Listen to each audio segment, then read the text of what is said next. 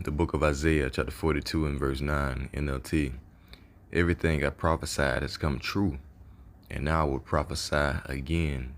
I will tell you the future before it happens. First and foremost, I want to begin by giving all praise, honor, and glory to Yahweh, Bahashem, Yahweh Shai, Bahashem Merkakwadash. Double honors to the apostles and elders of Great Millstone that taught us this truth, and much respect to the Akim out there laboring in his work. In peace and salutations to the hopefully elect that scattered across the four corners of the earth, to USA, Shalom. So everything that the Most High has prophesied about has come true. All right, so what we're seeing right here is a manifestation of the Lord's counsel coming true. All right, and this is what shows who is in control. This CHIP, this Charagma, this Mark, MOTB, whatever you want to call it. This is not Esau's chip. This is not his device. This is the device of Yahweh Bashim Shai for their purposes. Esau is nothing more than a tool, okay, who was set up to go against the Most High on purpose. But this man has been deceived heavily due to pride given to him to think that he is God, to think that he's going to achieve immortality, to think that he's going to overthrow the one that created him by the way of digital technology. So this should let you know that whatever the Most High wrote concerning the end of this man's rulership is going to come to pass, and the remnant will escape. Isaiah 42:9 again, everything I prophesied has come true, and now I will prophesy again. I will tell you the future before it happens. So how is he going to prophesy and tell you the future before it happens? Well, when you go to Amos 3, in verse 7, it says, surely the Lord power, Yahweh Bashim Shai, will do nothing, but he revealeth his secret unto his servants, the prophets.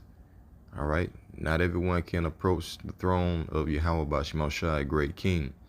So you know, he has to choose you out and cause you to approach unto him. Okay. As you get in Psalm 65 and verse 4, and tell you his secrets, to tell you his mysteries, so you can go and proclaim it to the people, you know. So this is the greatest achievement that you can obtain in the universe, and that is to know the secret will of Yahweh Bashim Shai that is not given to the masses. Okay. And so what the prophets have been doing, starting with Great Millstone, Apostle Tahar, and the elders alike on down, and the ones with the same testimony, is that these things that are written in the scriptures, you know, were going to come to pass. You see? And this gives, again, more glory unto Yahweh Bashim Shai. And that's why you don't see us boasting ourselves up as if we're anybody. You know, we ain't shit. We're nothing more than ashes. Okay? Everything is credited to the Most High, Yahweh Bashim Shai. Jeremiah 9:23, and that's what a lot of Israelites don't understand. Jeremiah 9:23. For thus saith the Lord Yahweh Bashim Shai, let not the wise man glory in his wisdom, and neither let the mighty man glory in his might. Let not the rich man glory in his riches, but let him that glorieth glory in this, that he understandeth and knoweth me, that I am the Lord Yahweh Bashim Shai, which exercise loving kindness, judgment, and righteousness in the earth, for in these things I delight, saith the Lord. Okay? So you are the glory, hey, glory in Yahweh Bashim Shai, and the fact that he calls you unto him so that you can know him. You know, the King of Kings, man, you know, the powers that made the heaven and the earth. You see? So let's furthermore go to Isaiah 48, and we'll boast on the Most High, or let the Most High boast in himself some more. Isaiah 48:3. It says, I have declared the former things from the beginning, and they went forth out of my mouth, the other prophets, and I showed them. I did them suddenly, and they came to pass. Just consider the time of Noah. All right, one man who was chosen to know the counsel of the Most High out of many, who was warned about strange rain, flooding. Okay, something that never happened before. and that came to pass, which killed everything but all that was in the ark. You see, the time of slavery, okay, the curses told them to the Israelites in the wilderness, and how that would befall our people in the latter days, and how that would be a witness unto us to know who we are. All right, Esau and Jacob, that enmity in the womb, that perpetual hatred that has fueled itself all the way up until now that we see on a daily basis. These things were written aforetime, and they have come to pass. And so the Lord is bringing new things to pass that he has not showed us yet. And this gives us confidence in knowing that whatever the Lord says is going to come to pass. As the Lord said, he's not a man that he shall lie. Verse 4, because I knew that thou art obstinate, and thy neck is as an iron sinew, and thy brow brass. All right. So yeah, Israel is stiff-necked, hard-headed, and they don't hearken. All right. The 2/3 never hearken unto the counsel of the Lord.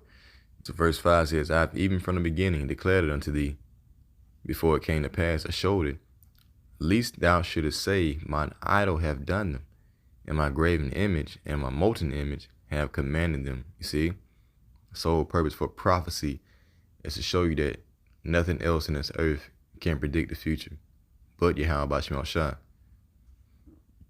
So verse 6 says, thou hast heard, see all this, and would not ye declare it.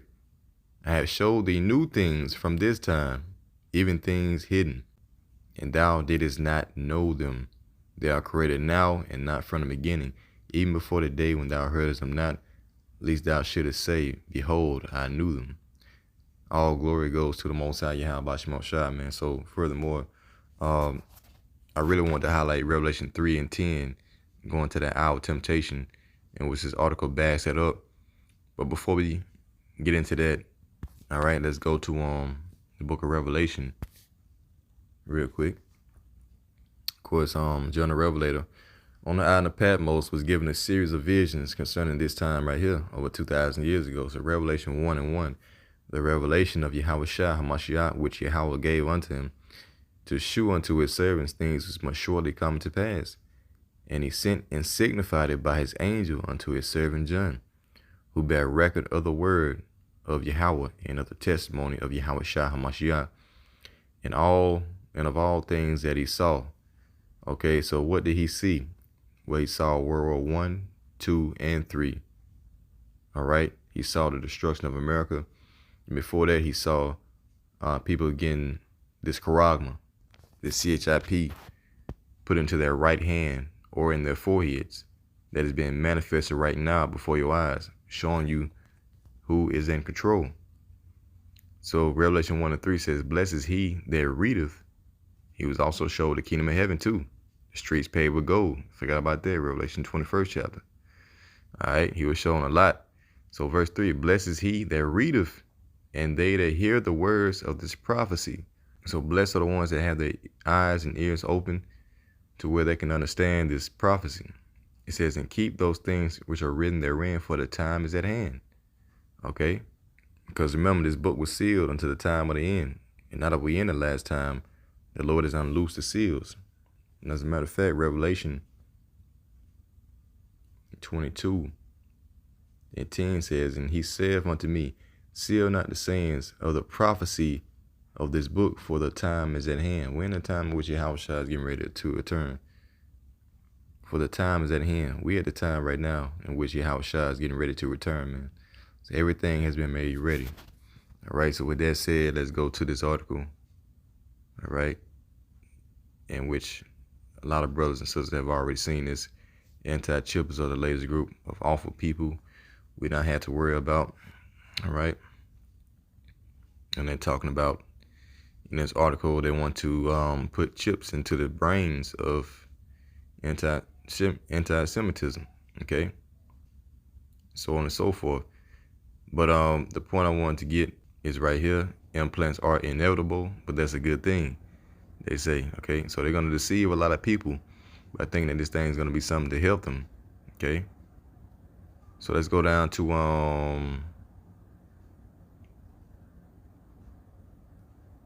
let's see where we at. I think it's right here.